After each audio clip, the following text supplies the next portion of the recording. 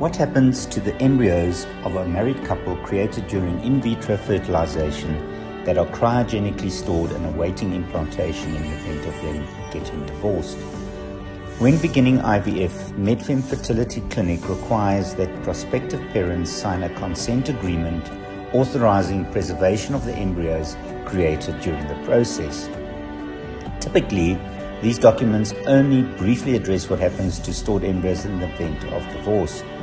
This includes giving couples a choice to continue freezing them, donating them to someone else, donating them to medical research, or to destroy them.